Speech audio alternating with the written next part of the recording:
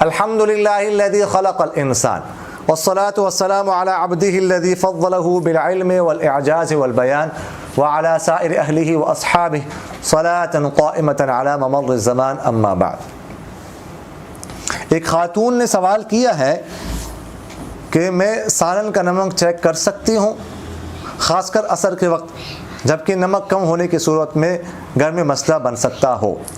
جی ہاں، یہ فقہ نے مسئلہ لکھا ہے کہ اگر کسی کا شوہر جو ہے وہ ذرا سخت مزاج ہو، یا ویسے بھی گھر میں جو ہے نا نمک کم ہونے کی وجہ سے کوئی مسئلہ بن سکتا ہو، کوئی غصہ کر سکتا ہو، کوئی باتیں سنا سکتا ہو، تو پھر اس صورت میں جو ہے نا اس طرح کیا جائے کہ نمک جو ہے نا وہ چیک کیا جائے، صرف وہ سالن وغیرہ جو ہے نا وہ اس پہ زبان پہ تھوڑا سا جو ہے نا زبان کے ساتھ لگایا جائے، بس فوراً پتہ چل جائے گا کہ نمک کتنا ہے کتنا نہیں۔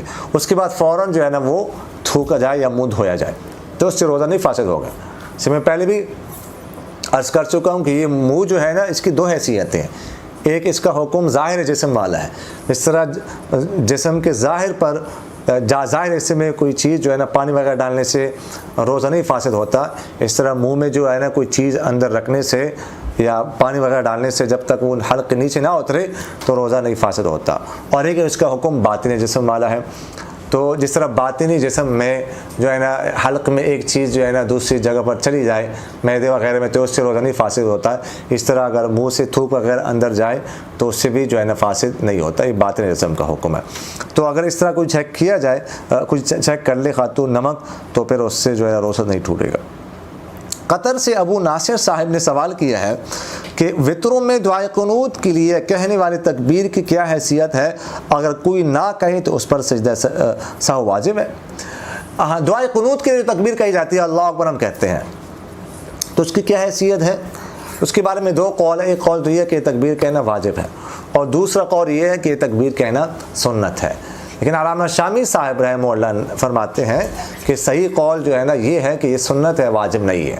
تو بہتر یہ ہے کہ وہ تکبیر کہی جائے، لیکن اگر کسی نے وہ تکبیر نہیں کہی تو اس کی وجہ سے جو ہے نا اس میں جو ہے نا اس سجدہ سہو وغیرہ اس پر واجب نہیں ہوتا، نماز اس کی ہو جائے گی۔ برادر محترم طاہر حبیب صاحب نے سوال کیا ہے کہ اگر منہ میں حلق سے کڑوا پانی آ جائے تو کیا اس سے روزہ فاسد ہوتا ہے؟ اگر نماز کی حالت میں آ جائے تو کیا نماز ٹوٹ جاتی ہے؟ ہم نے سنا ہے کہ اگر نماز کے دوران اس طرح پانی آ جائے تو نماز فاسد ہو جاتی ہے۔ کڑوا پانی جو حلق سے آ جائے خود بخود تو، اور پھر خود بخود نیچے چلا جائے تو اس سے روزہ نہیں ٹوٹتا۔ البتہ اگر پانی آ جائے منہ میں اور تو پھر قصداً نیچے نہیں اتارنا، قصداً نیچے نہ اتارا جائے، اگر آ جائے پھر چلا جائے تو اس سے روزہ فاسد نہیں ہوتا۔ اور اسی طرح نماز کے دوران اگر کوئی سجدے وغیرہ میں جاتا ہے کسی اور حالت میں، اس کو جو ہے نا وہ کڑوا پانی آتا ہے تو اس سے بھی فقہاء نے لکھا ہے کہ نماز فاسد نہیں ہوتی۔ دبئی سے فرحان بھائی نے پوچھا ہے کہ خاتون کی ماہواری پہلے روزے کی رات ختم ہو گئی تھی، پھر 13ویں رمضان کو شروع ہو گئی، اب اس کے لیے نماز روزے کا کیا حکم ہے؟ دیکھیے گا، دو ماہواریوں مینسز کے درمیان کم سے کم 15 دن کا وقفہ ضروری ہے، جس کو طہر کا زمانہ کہا جاتا ہے۔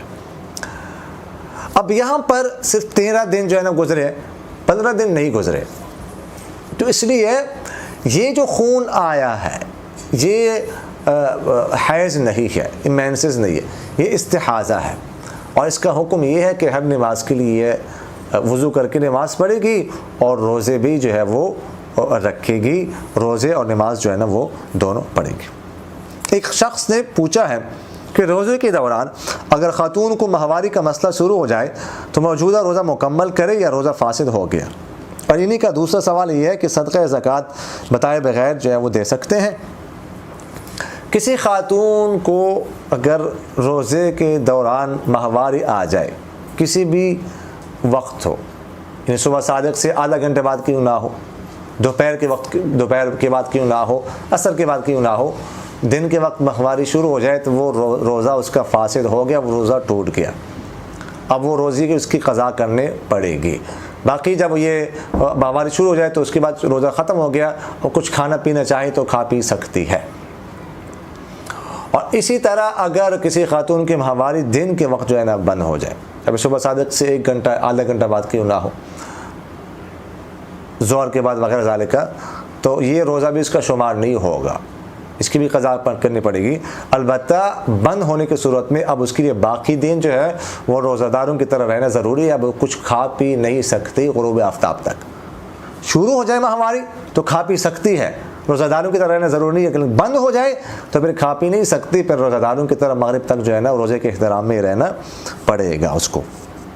اور زکوٰۃ وغیرہ کے لیے بتانا یہ ضروری نہیں ہے، کسی کو مستحق کو چھپ کے سے دی جائے، خاموش ہو کے بھی دے سکتے ہیں، کچھ نہ بتائیں، کچھ اور نام سے بھی دے سکتے ہیں، مثلا یہ آپ کے لیے افطاری ہے، یہ آپ کے لیے عیدی ہے، آپ کی عیدی ہے، آپ کے لیے گفٹ ہے وغیرہ ذالک کا، کچھ بھی آپ نام دے سکتے ہیں، زکوٰۃ ادا ہو جائے گی۔